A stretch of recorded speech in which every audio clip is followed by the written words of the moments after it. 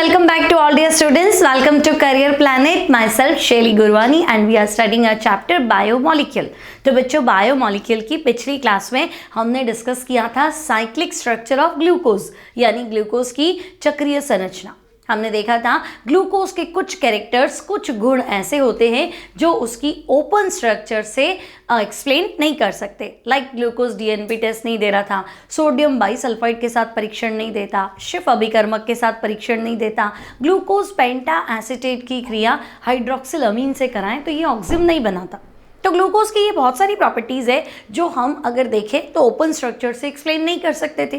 तो हमने कहा कि नहीं भाई, ग्लूकोज जो है वो साइक्लिक स्ट्रक्चर के फॉर्म में एग्जिस्ट करता है, चक्रीय संरचना बनाता है, जिसमें ग्लूकोज का क्रियात्मक समूह यानी कि एल्डिहाइड समूह यानी कि C1 और 5वें नंबर कार्बन पे उपस्थित OH समूह के मध्य इंट्रैक्शन अंतर क्रिया होती है तथा प्रकृति में ग्लूकोज दो क्रिस्टलाइन फॉर्म में एग्जिस्ट करता है, alpha form and beta form, और उनका मेल्टिंग पॉइंट डिफरेंट होता है, भिन्न भिन्न गलना।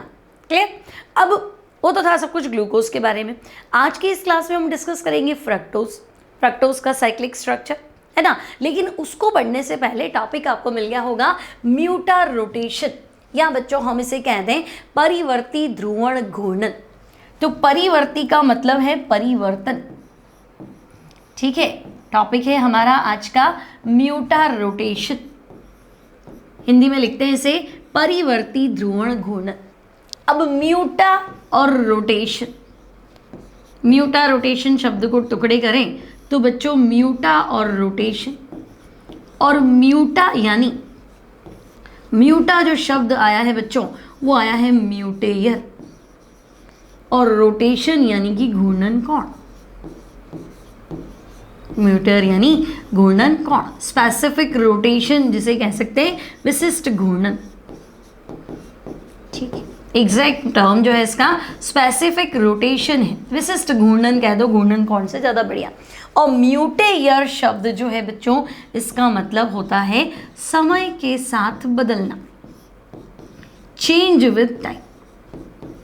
तो म्यूटा रोटेशन शब्द का मतलब है म्यूटेयर यानी चेंज विद टाइम, समय के साथ बदलना। किसका बदलना? तो हम कहेंगे कुछ और प्रॉपर्टीज़ नहीं बदलेंगी, लेकिन घूर्णन कोण जो है वो बदलेगा। और क्या कहना चाह रहा है? तो हम कहेंगे देखो इतना तो हमें क्लियर है कि भाई प्रकृति में जो ग्लूकोज है वो दो रूपों में मिलता है, एक अल्फा फॉर्म है, एक बीटा फॉर्म है।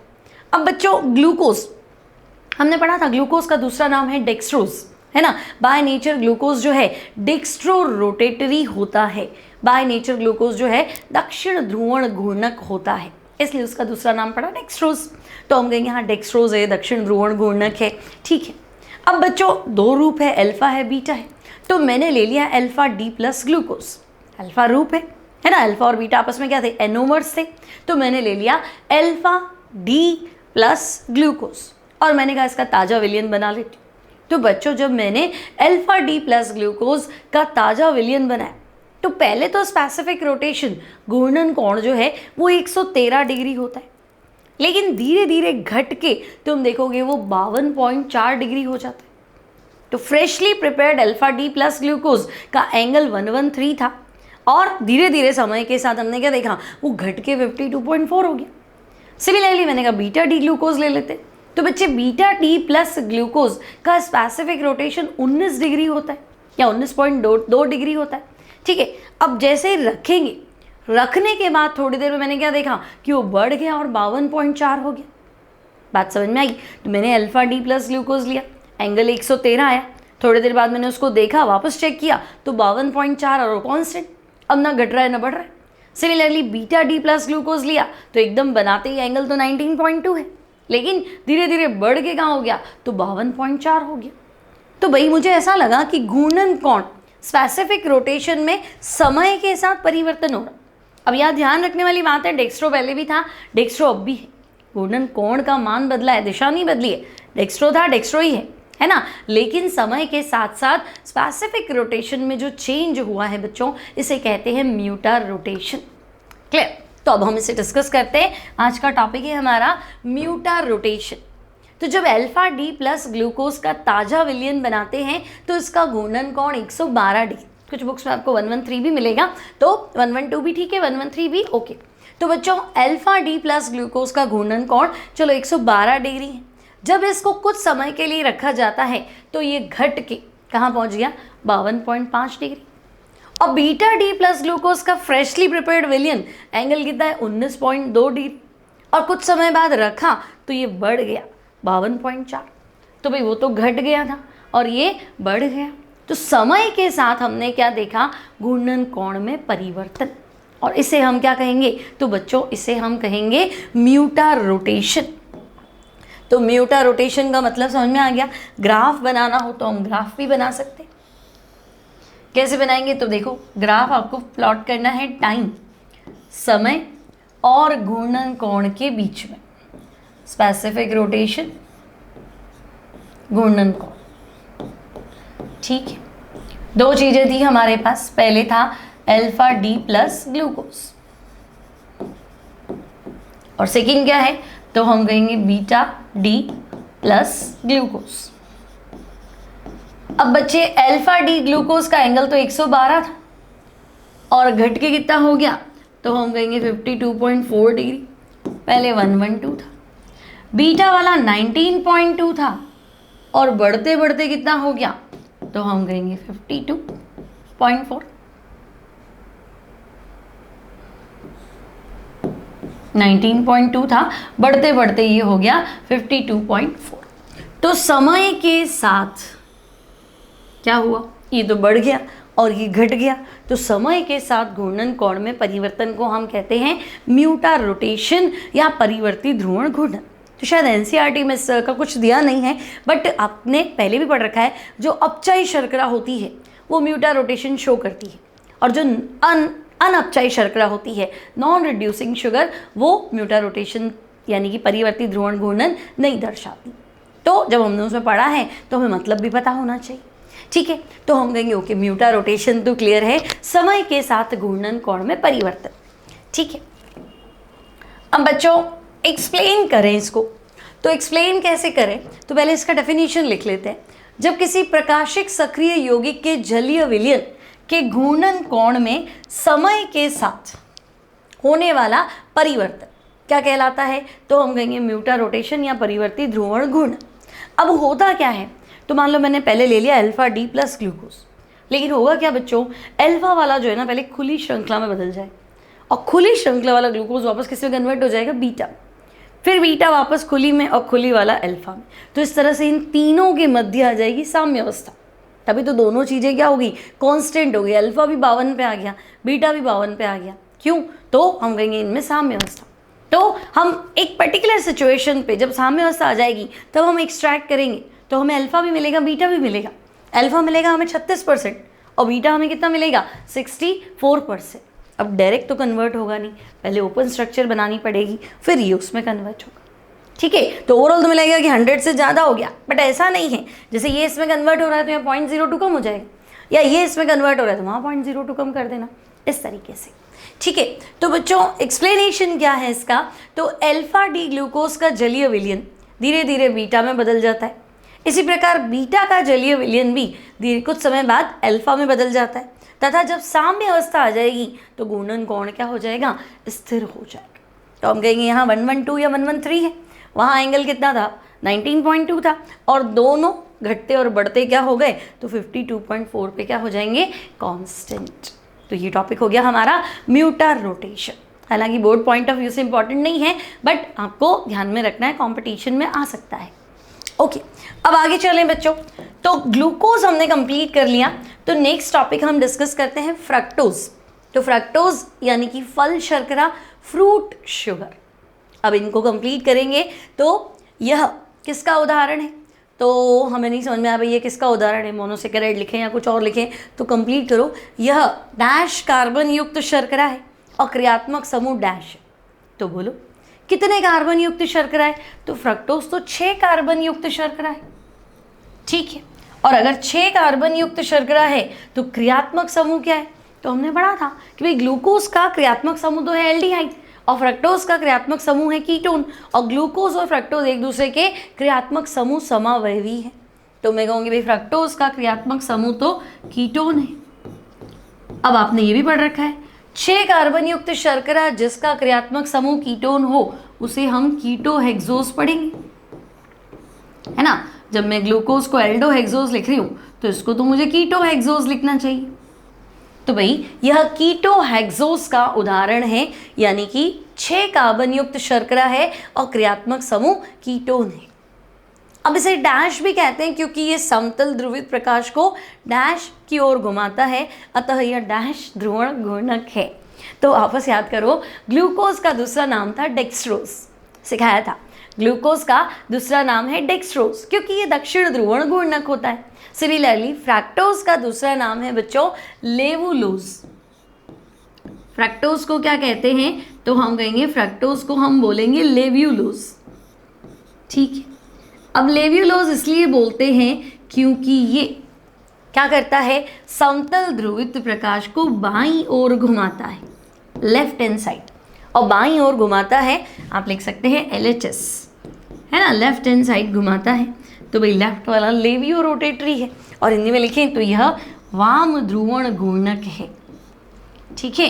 और वाम ध्रुवण घूर्णक को हम पढ़ सकते हैं लेवियो रोटेटरी, ठीक है। तो भाई ग्लूकोज तो डेक्स्ट्रो रोटेटरी होता है, फ्रक्टोज लेवियो रोटेटरी होता है। अब यह डैश के जल अपघटन पर के साथ प्राप्त होता है।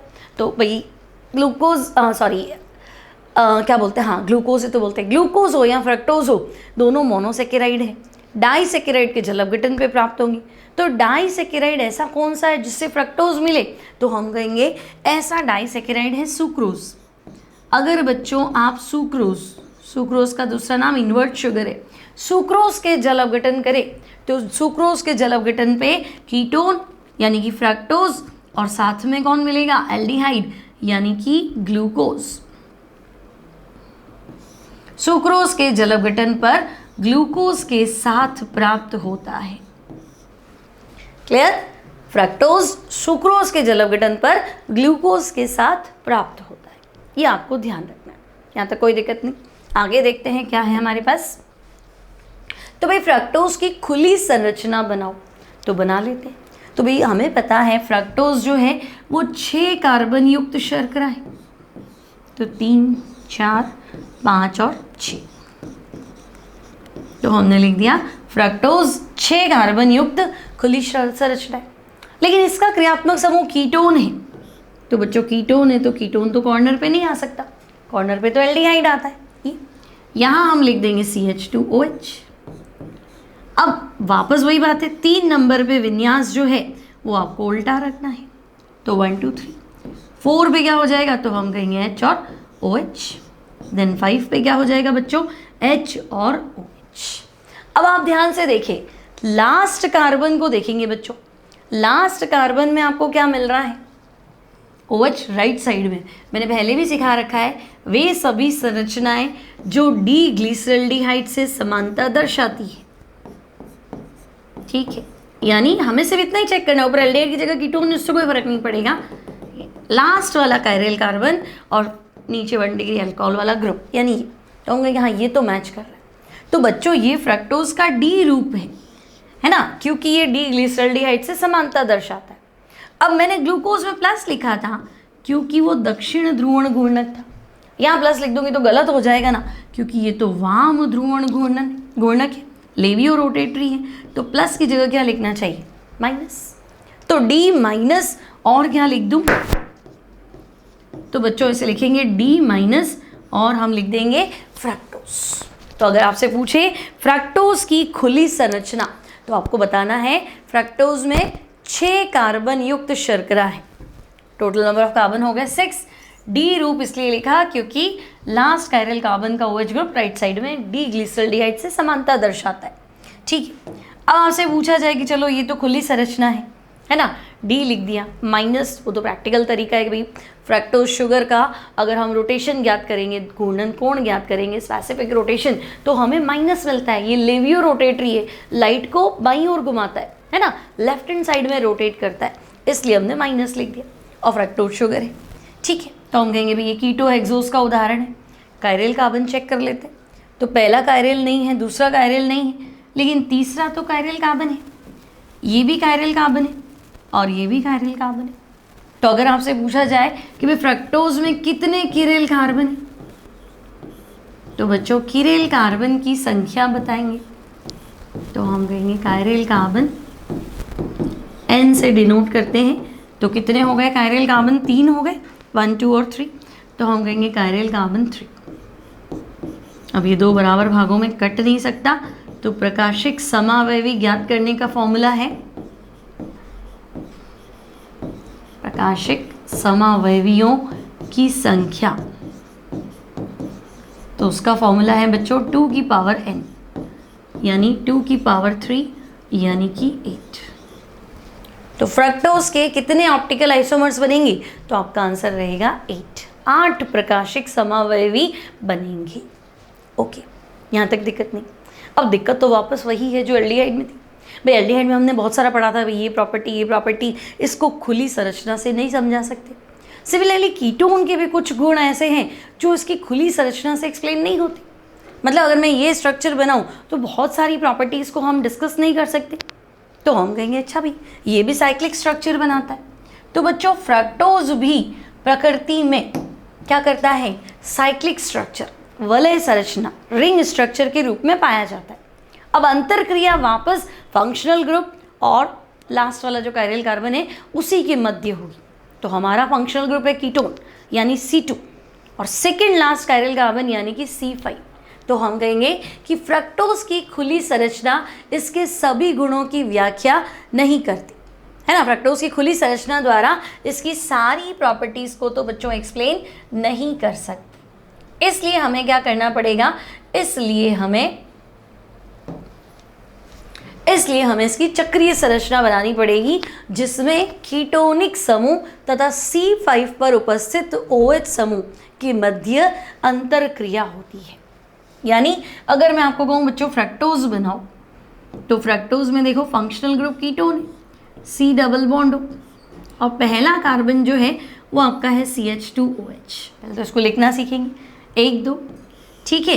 अब 3 नंबर पे तो बच्चों उल्टा होता है, ग्लूकोज और फ्रक्टोज दोनों में, 3 पे OH इधर, ठीक है। 4 पे क्या है?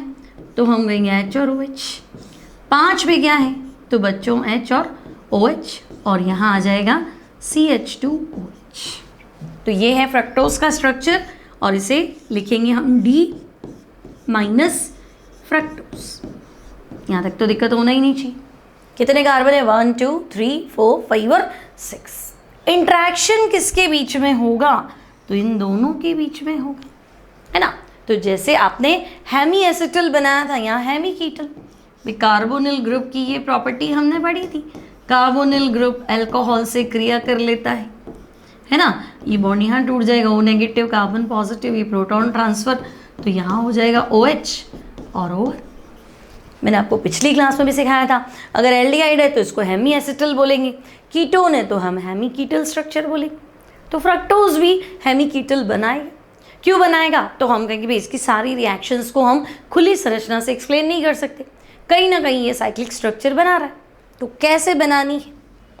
तो हम बनाएंगे अब फ्रक्टोज की हेमी कीटल संरचना। तो बच्चों इनकी हेडिंग्स थोड़ी सी आपको ध्यान रखनी है। फ्रक्टोज की अगर एग्जाम में आ जाए हेमी कीटल संरचना बनाओ, ठीक है, साइक्लिक स्ट्रक्चर बनाओ, तो हेमी कीटल संरचना बनाए या फिर चक्रीय संरचना बनाए या फिर हम कहें फिशर प्रक्षेपण बनाए, ये भी ध्यान रखना। फ्रक्टोज का फिशर प्रोजेक्शन बनाओ, ठीक है, या फिर साइक्लिक स्ट्रक्चर बनाओ, तो सबके सब एक जैसे हैं। तो जिस तरह से ग्लूकोज की बनाई थी वैसे फ्रक्टोज की बना दो, ठीक है। तो एक बार हम वापस नाम लिखना सीखते हैं, फ्रक्टोज का स्ट्रक्चर बनाना सीखते हैं। तो हम कहेंगे टोटल कार्बन तो 6 थे, क्रियात्मक समूह हाईलाइट करना है, तो कीटोन 2 नंबर पे है। पहला कार्बन इसका CH2OH है, तो 1 हो गया, 2 हो गया, 3 पे उल्टा होता है बच्चों। एल्डोज फ्रक्टोज की ग्लूकोज फ्रक्टोज तीनों में 3 पे, दोनों में 3 पे उल्टा होता है। 4 पे आपका H है और OH है, 5 पे वापस H है और OH है, और 6 पे क्या है? तो हम कहेंगे CH2OH। 4 5 और 6, ठीक है। अब इंटरेक्शन किसके बीच मध्य होगा, तो हम कहेंगे C5 और फंक्शनल ग्रुप के मध्य इंटरेक्शन होगा, अंतर क्रिया होगी। ठीक है भाई, अंतर क्रिया होगी। तो चलो, तो हम कहेंगे ये कार्बन देखो, अब ये शायद कायरेल हो गया क्या, यहाँ मैं CH2OH लिख देती हूँ।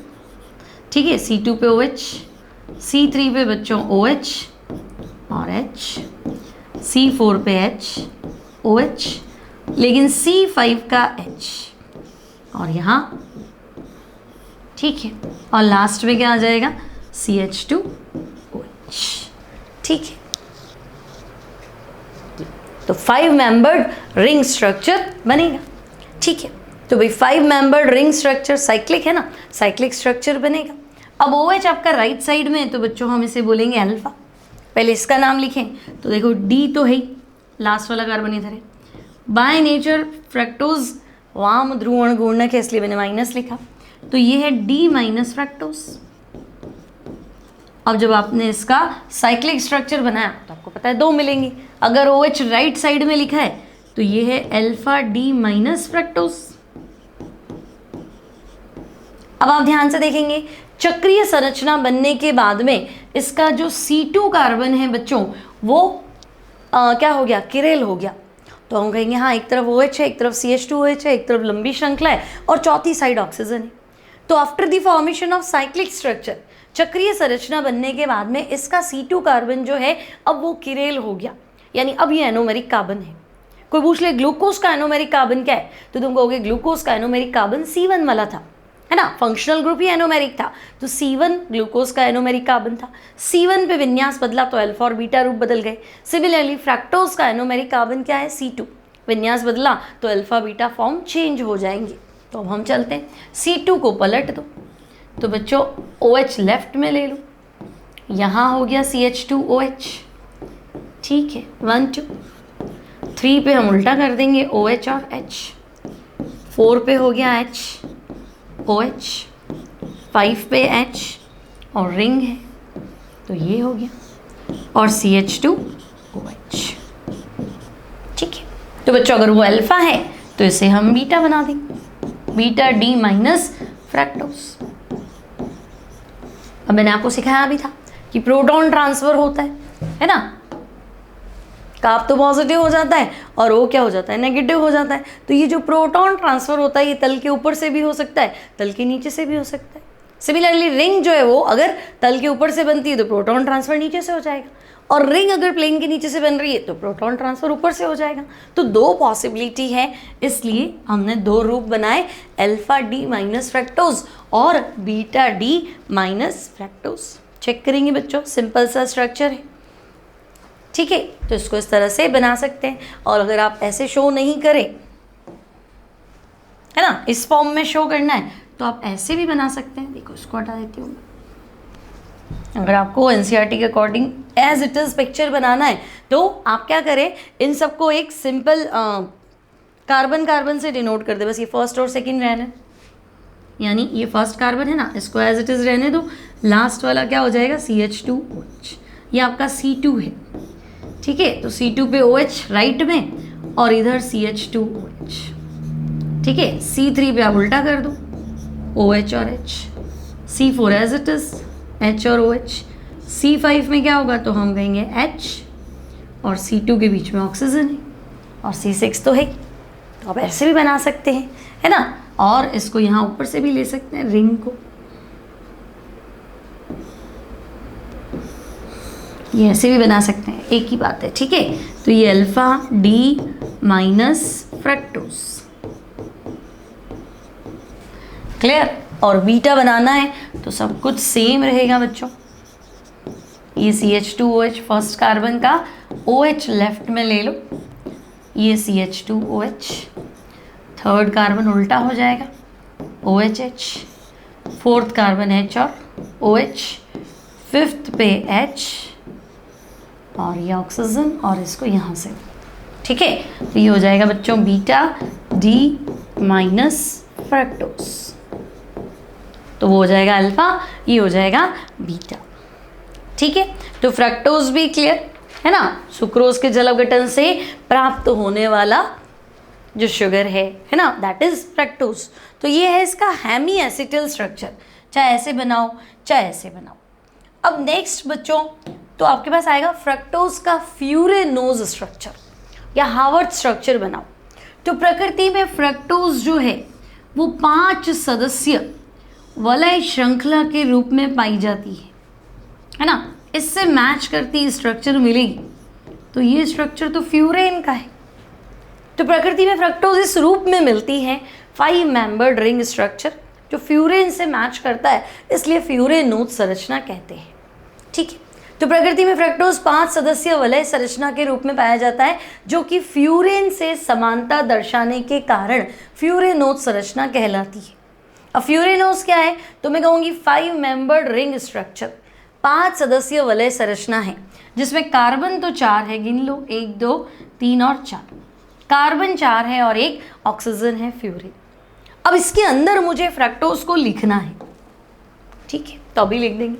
अब देखो फ्रक्टोज फटाफट बना है, कैसे बनेगा, तो हम कहेंगे फ्रक्टोज का ये C2 है ना, तो ये CH2OH, ठीक है, ये OH, C1 हो गया, C2 हो गया, 3 पे क्या होगा OH उल्टा H, C4 पे क्या होगा H और OH, C5 पे H और ये ऑक्सीजन यहाँ और इसको यहाँ ले लो और ये CH2OH।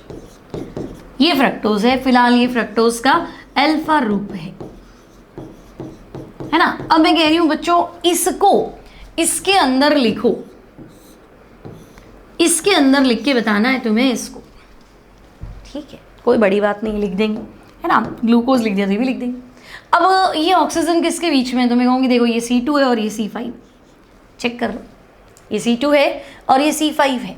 तो बच्चों अगर ये C2 है तो ये C5 है, तो मैं कहूँगी C2, C3, C4, C5 और छठा कार्बन हमेशा ऊपर ही रखना है, कोई लड़ाई झगड़ा है ही नहीं। तो C2, C3, C4, C5 और 6 कार्बन ऊपर रहेगा। अब जो लेफ्ट है वो अप है, जो राइट है वो डाउन है, इसको ऊपर रखना है, इसको नीचे ना, ठीक है। मेरा लेफ्ट तुम्हारा लेफ्ट नहीं, अपनी ही बात करो, बोर्ड के हिसाब से चलो, तुम्हारा लेफ्ट और तुम्हारा ही राइट, मेरा भी वही है ना।